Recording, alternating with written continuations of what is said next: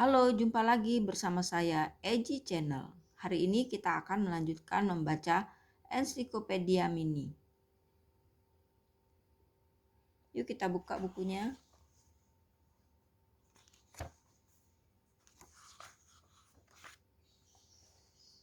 Hari ini kita akan membahas tentang Australia dan Pacific Island. Australia dan Kepulauan Pasifik. Australia adalah benua terkecil di dunia. Australia adalah sebuah negara yang beriklim panas. Penduduknya banyak tinggal di kota, pinggir pantai, semakin ke tengah, datarannya semakin bersemak dan berbatu. Samudra Pasifik adalah samudra terluas dan terdalam. Banyak pulau kecil di sana. Kepulauan Pasifik, Australia, dan Selandia Baru dinamakan Oseania.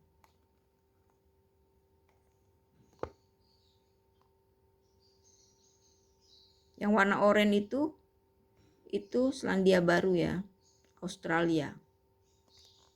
Di sini.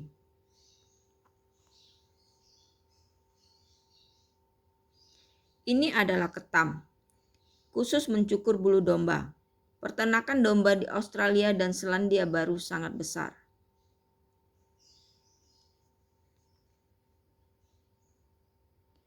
Pulau-pulau di Pasifik dikelilingi oleh terumbu karang. Beragam ikan berwarna-warni hidup di perairan hangat dekat terumbu karang ini.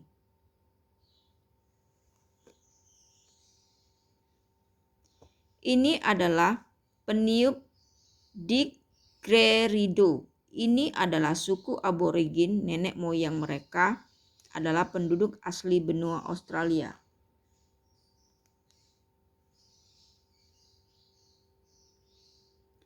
Sydney adalah kota terbesar dan tertua di Australia. Gedung Opera Sydney yang terkenal di sebelah kiri ini. Yang ini ya.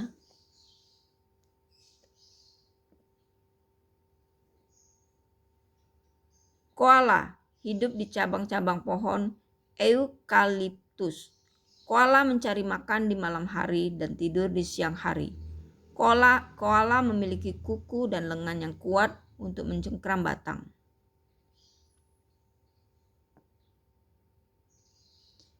Di pulau utara Selandia Baru banyak geyser. Geyser adalah semburan air panas yang memancar ke utara.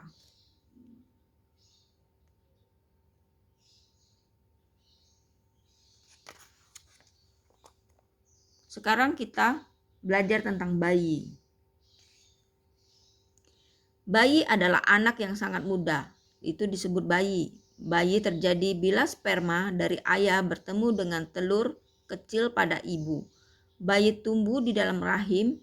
Ia terjaga dengan aman dan hangat. Setelah 9 bulan, bayi siap dilahirkan.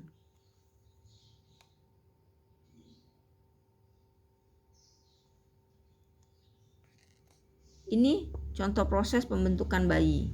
Jadi sperma yang kecil-kecil ini namanya sperma. Nah, yang di dalam ini namanya sel telur. Jadi sperma akan berusaha masuk menembus dinding rahim dan telur kecil yang dikelilingi oleh banyak sperma itu hanya satu yang berhasil masuk ke dalam sel telur.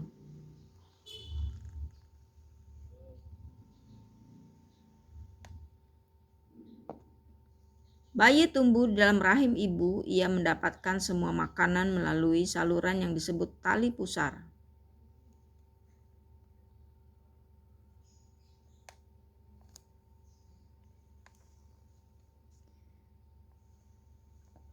Bayi yang baru lahir butuh perhatian dan kasih sayang. Ia harus disusui, dimandikan, dijaga agar tetap hangat dan terlindungi. Bayi biasanya belajar berjalan tanpa dibantu antara umur 12 sampai 18 bulan.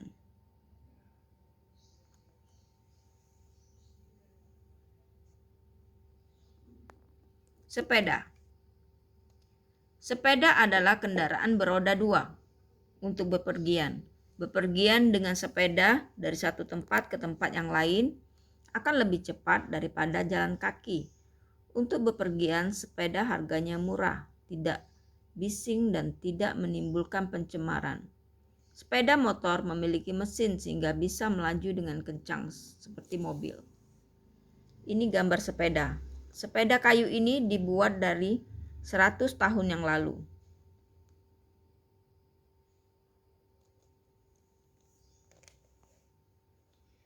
Mesin motor memutar dan menggerakkan roda.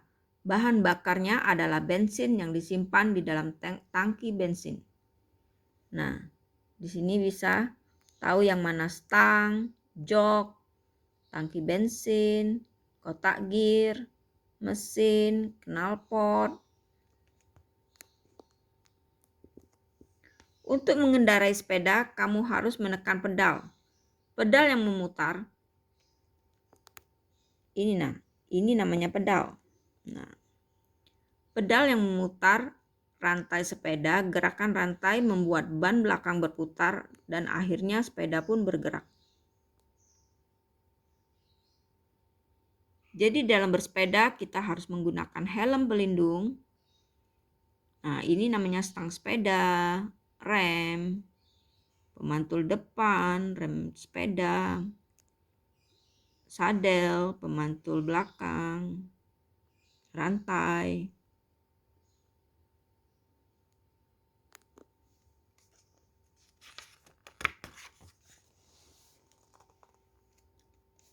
Kali ini selanjutnya kita akan membahas tentang burung. Burung adalah salah satu binatang yang memiliki bulu dan sayap. Ada ribuan jenis, bentuk, ukuran, dan warna burung. Burung terbesar di dunia adalah burung unta. Burung terkecil adalah burung kolibri. Burung kolibri kira-kira hanya sebesar mata burung unta. Nah, ini mata burung, telinga burung. Nah, ini namanya paru. Cakar, sayap, ekor. Burung merak jantan. Nih, warnanya sangat indah. Banyak burung jantan yang memiliki bulu berwarna-warni untuk memikat burung betina. Burung merak jantan memamerkan bulu-bulunya yang indah kepada merak betina. Meskipun burung bersayap, ia terlalu kecil untuk dapat terbang. Ia menggunakan kakinya untuk berlari. Seekor burung unta dapat berlari lebih cepat dari seekor kuda pacuan. Nah, ini burung unta ya.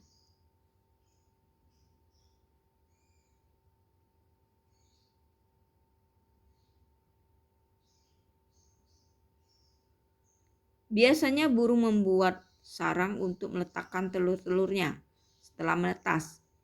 Bayi-bayi itu diberi makan oleh induknya sampai mereka dapat mencari makan sendiri. Ini burung camar laut.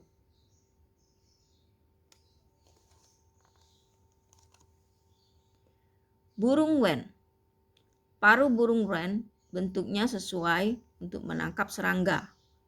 Burung avocet berparuh panjang dan melengkung untuk menangkap binatang kecil dalam air.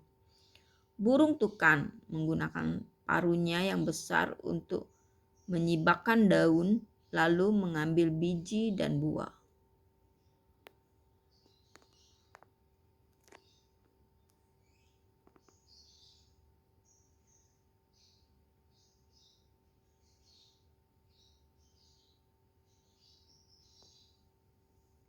Ada burung pemburu, contohnya elang. Ia menggunakan cakar melengkungnya untuk menangkap mangsa.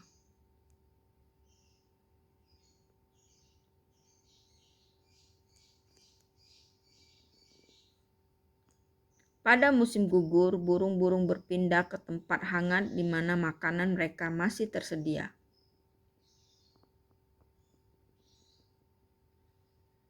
Fakta, burung memiliki paruh, tetapi tidak mempunyai gigi.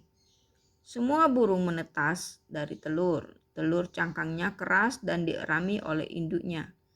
Penguin adalah salah satu burung yang tidak bisa terbang. Sayap penguin digunakan untuk berenang dan menyelam. Tulang burung berongga supaya cukup ringan untuk terbang.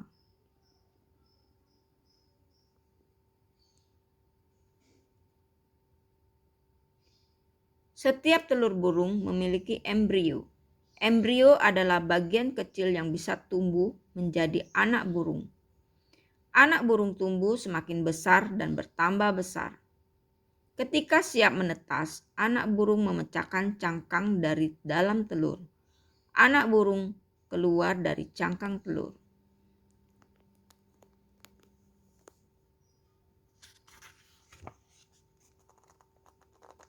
Buku.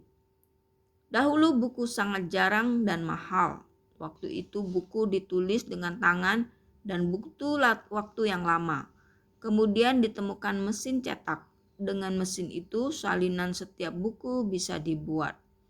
Saat ini buku dibuat dari kertas dan karton. Buku dicetak sangat banyak dengan mesin cetak yang cepat.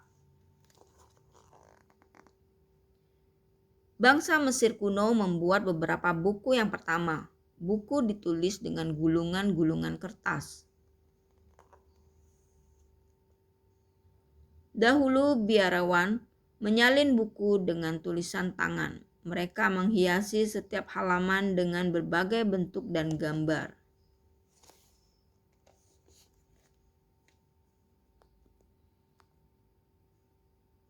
Ini adalah mesin cetak pertama kali yang dibuat oleh Johannes Gutenberg. Lebih dari 500 tahun yang lalu, kitab Injil adalah buku pertama yang dicetak.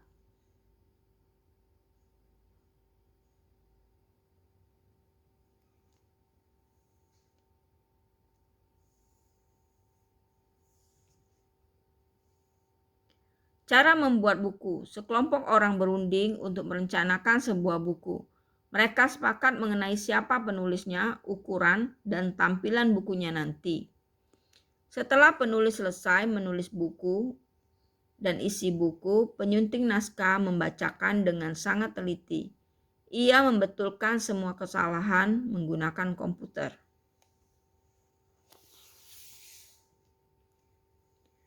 Juru gambar membuat gambar berdasarkan kalimat di dalam buku. Terkadang foto dari juru potret bisa dimasukkan ke dalam buku. Penata letakkan, penentuan susunan kata-kata dan gambar pada setiap halaman. Hasilnya disimpan ke dalam sebuah disket komputer. Di dalam disket itu dibuatlah film dan pelat cetak. Dipercetakkan mesin yang mencetak mesinnya pada sebuah kertas besar. Hasil cetakan tersebut dilipat dan dipotong menjadi halaman-halaman terpisah. Kemudian dijahit dan dilem menjadi buku. Kemudian itu disampul buku dan dipasang. Dengan membaca buku, kamu bisa mempelajari bintang, mesin, sejarah, dan ilmu pengetahuan. Banyak pola buku cerita dan dongeng. Setiap tahun ada jutaan buku yang dibuat.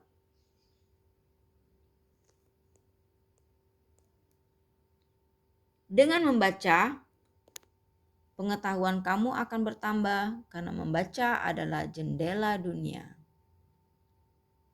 Yuk kita rajin membaca.